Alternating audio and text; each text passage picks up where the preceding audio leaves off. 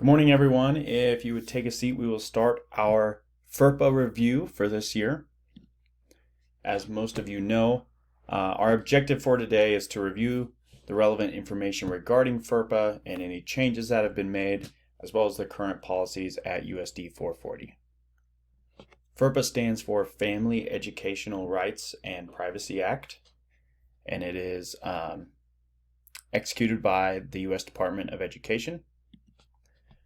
So what is FERPA? FERPA is a federal law that protects the confidentiality of student education records, and its goal is to protect integrity of a student's academic record and protect student privacy. So how does it work?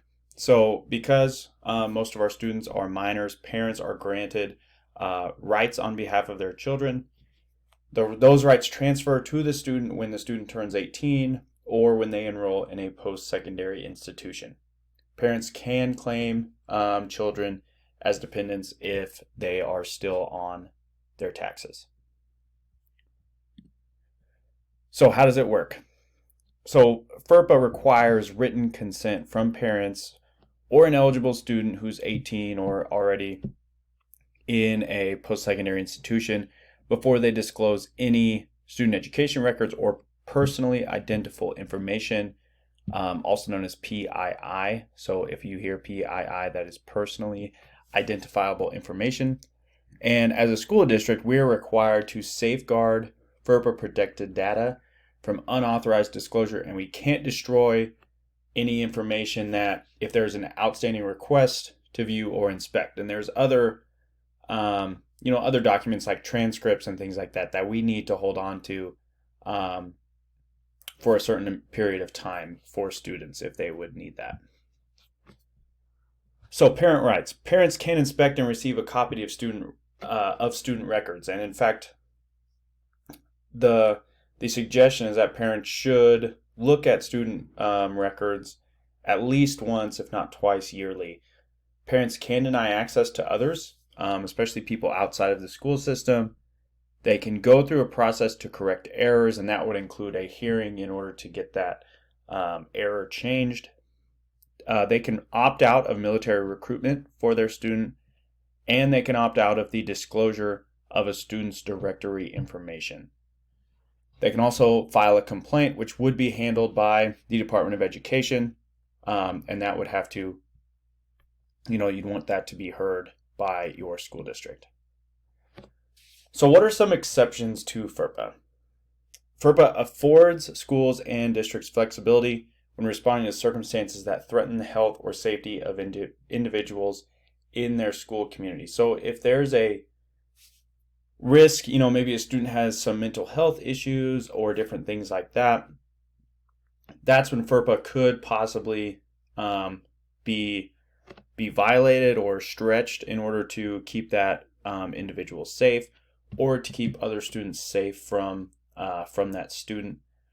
But those are, if it's threatening the health or safety of people in the school, FERPA is generally allowed to be violated, for lack of a better term.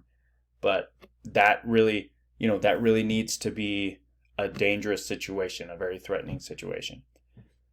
Third parties such as contractors, consultants, volunteers, police officers, they can view records if they perform a service and are under the direct control of the district. So they really need to be part of the district. They need to be performing a service for the district. In doing so, they may need access to some of those records, but that's the only way that someone as an outsider can come in and view that information.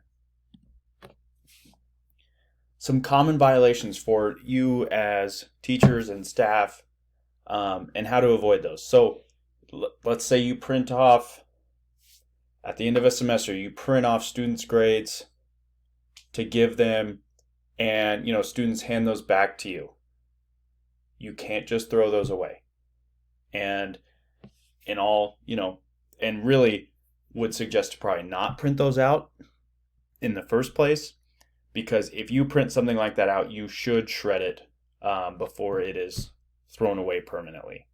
Most students can get online and see their grades on Skyward and things like that.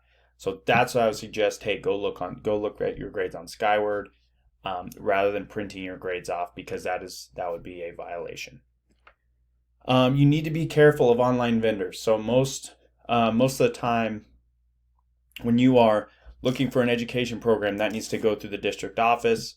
That generally, with kind of the check on that vendor, then you're okay. But be aware of any online services that you use, free services that you use, because they could be mining data of students and from you as well.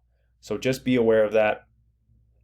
And you cannot share information from an education record. So if you're a teacher and you witness a fight, you could tell people what you witnessed, even people outside of the school.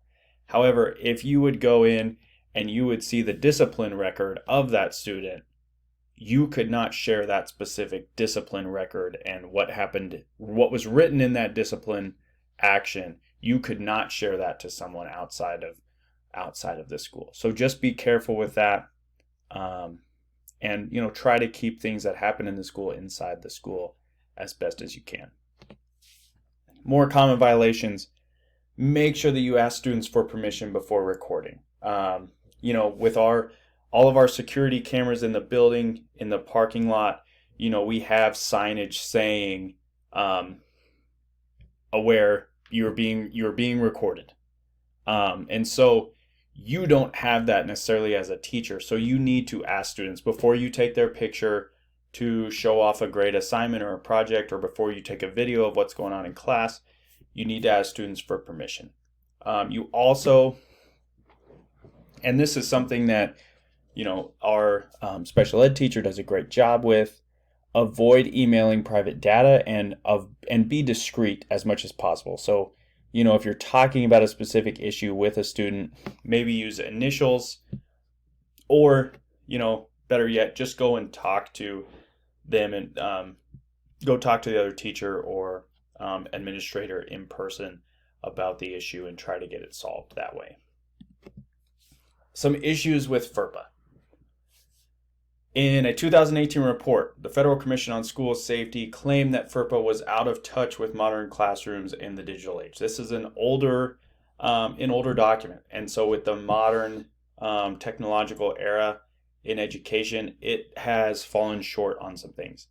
We have the explosion of ed tech tools, and you have so many new tools, so many new programs coming in, that it's very difficult for FERPA to protect all that data. And so as a school and as a teacher, again, this goes to make sure that you know that the companies you're using are trustworthy, those programs and vendors, and really do anything that you can to make sure that students aren't sharing their personal information.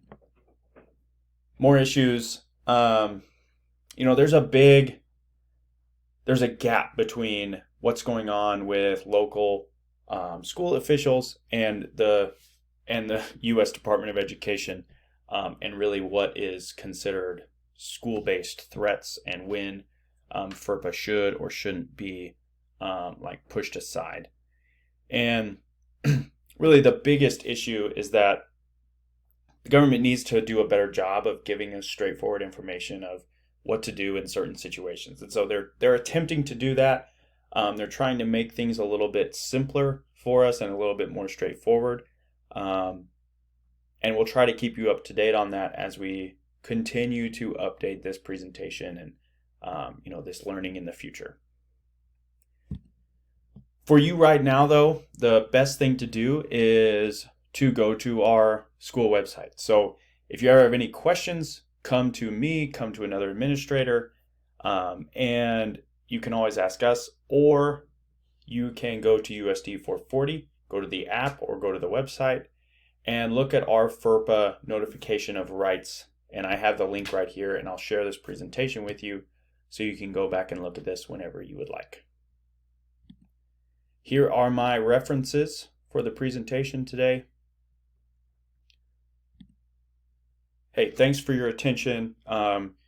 Your Your attention to detail on FERPA is appreciated, and it's much needed in order to um, keep our school running according to the laws set forth by the Department of Education. So, thank you, and as always, ask for any questions for me. I'll take those afterwards, and I'll share this with you. Thanks.